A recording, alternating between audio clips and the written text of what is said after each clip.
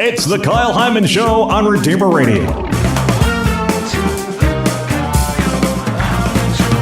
This is Kyle Hyman, and joining us in the South Bend studio is Dr. Philip Sakimoto. He is physics professor, well-known expert on global climate crises, has worked with NASA and many other things. Thank you so much, Dr. Sakimoto, for joining us today. I appreciate it. I'm glad to be here, and I should correct one thing. I am a physicist, but I don't work in the physics department there. I work for the sustainability minor. Oh, among other very things. interesting. Yeah. Well, since Pope Francis released his encyclical Laudato Si 2 years ago, seems like the church has placed a new emphasis on the environment. There's some debate in that area. You're an expert on the science behind concern for environment. So can you give us some of the key things that you think people should know about the current state of creation? Yeah, well, what Pope Francis wrote in Laudato Si is very accurate based on input he got from the best scientists in the world. We've known actually in the science community for more than a century that our planet is getting warmer, and it's been happening since the Industrial Revolution started. So there's really no question that it's the burning of fossil fuels that puts carbon dioxide in the air.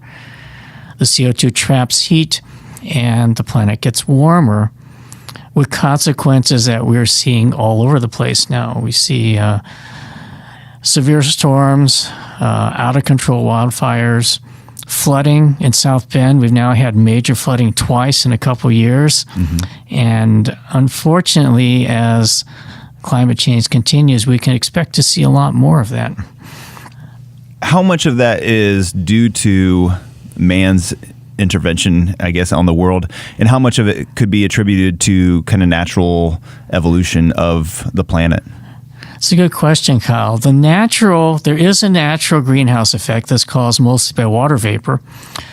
And that's actually what keeps our planet warm enough so that we're not locked in a permanent ice age. However, on top of that, we start injecting the carbon dioxide, of which naturally there's very, very little in our atmosphere. So we start putting more carbon dioxide in the atmosphere. That creates warming above the natural background level, and it's that difference that's causing all the trouble. Huh. So how much of that is preventable versus it's just having humans in the world is going to happen? It's all preventable. Every bit of it is preventable. We have to approach the way we use our planet's resources in a different way. As Pope Francis points out, and many theologians have said for years, everything we have is a gift. All of creation is a gift, and we need to use it wisely. And the wise use is this. The fossil fuels are created by organic materials buried hundreds of millions of years ago, needs to stay in the ground. Because when we dig it up and burn it, now we're putting carbon dioxide in the air that shouldn't be there. We have the technology that allows us to get all of the energy we need from what we call renewable sources, solar panels, wind turbines, geothermal heating, and so forth. And what we're lacking is a societal will to make that change. The irony is if we did it, we'd be better off. We'd be healthier because we wouldn't put up with all of the health hazards that come from digging up and burning coal and oil. We'd be better off economically because once you put up your solar panels, for instance, you never pay for electricity again. Yeah. Yeah. And we drive economic growth because that's a lot of jobs in building and installing all of the new technology. So it's a win-win-win situation. So why all the resistance? Why aren't we seeing full-on support across the board? I wish I really knew the answer to that. It may be mostly that people are not familiar with these new technologies. Mm-hmm. Maybe, and I know surveys show that although a lot of people in this country understand that climate change is a problem, something like 2/3, most people rank it as a very low priority. Sure. We've had this sense that climate change is something that's out there in the future. Maybe our grandchildren have to worry about it. But that's not true. It's happening now. It's affecting us now. We are looking at predictions of, by mid-century, a couple of 100 million climate migrants, people who have to leave their homes because they can no longer live there because of climate change, because it got too hot, because the sea level rose, because rain patterns change, they can no longer grow food and so forth. 200 million. It's 100-fold more than the number of refugees we're dealing with now. Wow. So it's a huge problem. Why do you think this is such a controversial subject and that people are debating this so much? There was a campaign led by 3 very well-known physicists and funded by the oil companies. I'm not making this up because we have the leaked documents from the oil companies aimed at fooling the American public into thinking that climate change is not a big deal. These 3 physicists are the same 3 who formerly worked for the tobacco industry and convinced the American public for several decades that tobacco had nothing to do with cancer. Really? Yes. So, and they get a lot of publicity in the public media, and most of the public media puts it up as if it was a scientific debate. It's not. Everyone in the scientific community knows that climate change is real and a huge problem, except for the few that are willing to say otherwise for reasons of their own, and that's what makes people think it's a debate. If you look in Laudato Si', Pope Francis says very clearly, no, this is a problem, period. And I'm glad he did, because very few people in the public media are willing to be that straightforward and honest about it. Yeah. We're talking about caring for the environment with Dr. Philip Sakimoto, and maybe we should back up a little bit, and we're talking about Pope Francis, Laudato Si', talking about responsibility and care for the environment. Can you explain why this is an issue in the first place, why this is our responsibility as humans? Well, why is it our responsibility? First of all, we're the ones who caused the problem. It's good to pick up our own garbage. Secondly, we have everything to lose from it. Yes, many species of organisms and plants on this planet are going extinct. We're actually in a period now where the rate of extinction is greater than it's ever been in any history that we know of. And that affects us.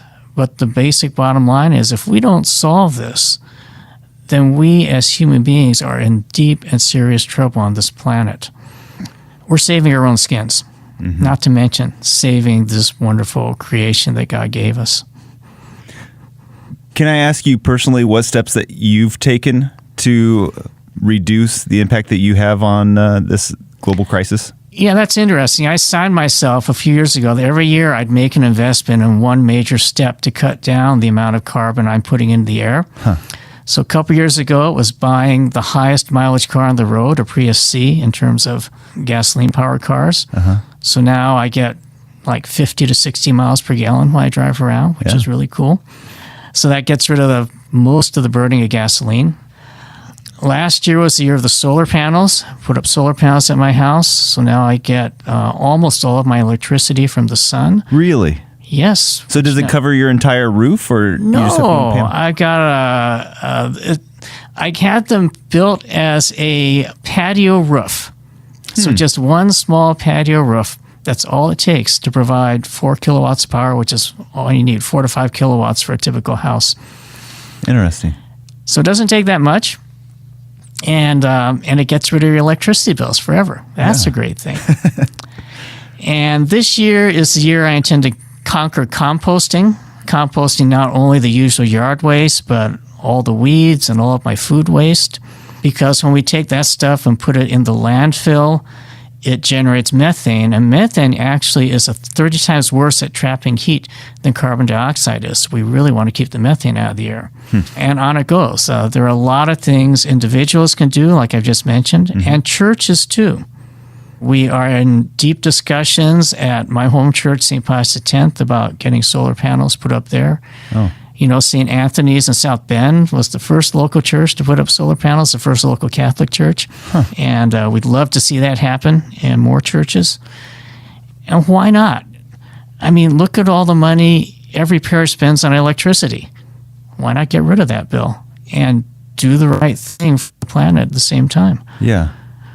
Do you have any suggestions for people that are still struggling with the science here? Because I feel like media and things have been so bombarded with opinions and science and facts, and they kind of get all jumbled together, so people might have trouble sorting this out.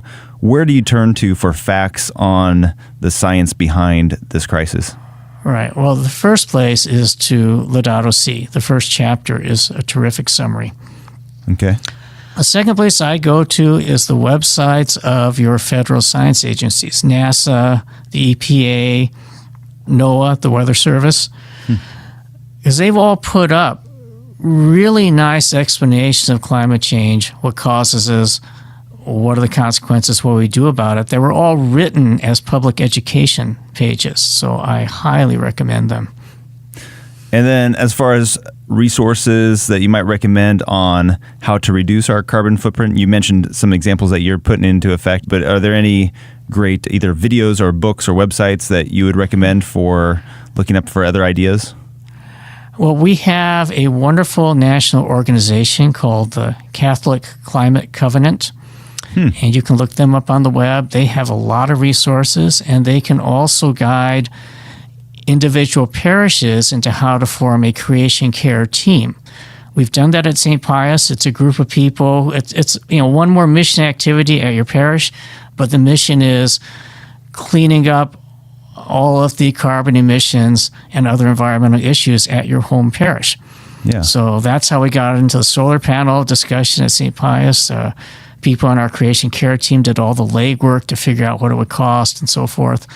We're looking at recycling in the parish. We're looking at community gardening and composting, and you get a whole bunch of stuff. And they give you activities for twice a month. They'll give you an email with activities you can do at your meetings. So that's great.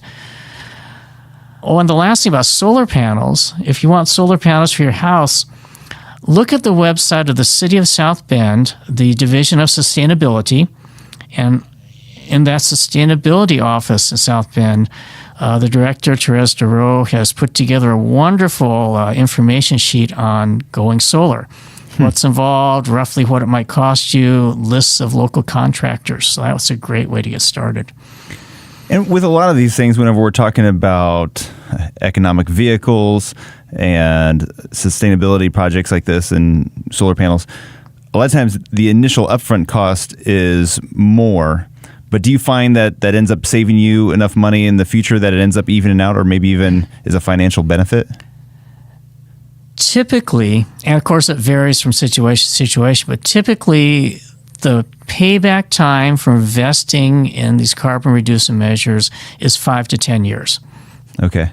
So that's a pretty good, solid return. That's actually a better return on investment that you can get from your stockbroker. And I'm guessing even if it wasn't a financial advantage, you would still recommend doing that as a responsible thing as Catholics for us. Absolutely. Okay. It's what we are called to do. Yeah. I mean, goodness, our Holy Father said so very explicitly. And, explicitly that we need to go to renewable energy, period. There's no question about that. And we need to respond. It's a global problem. It's maybe the only time in history when we've had a problem that's going to affect every person on Earth, but also something that every person on Earth can do something to solve. And we as the Catholic Church, with our fingers in every corner of the globe, if we just all stood up and did what the Holy Father asked us to do, this problem would be over. Yeah. All right. Well, thank you so much for joining us today. I'll mention the CatholicClimateCovenant.org is the website for that organization that you were talking about, CatholicClimateCovenant.org. And I did find the South Bend website, the southbendin.gov has the information about going solar and all kinds of different sustainability things. So definitely check that out. But thank you so much, Dr. Philip Sakimoto, for joining us today and reminding us how important it is that we do take care of the environment. Good. Thank you for having me, Kyle.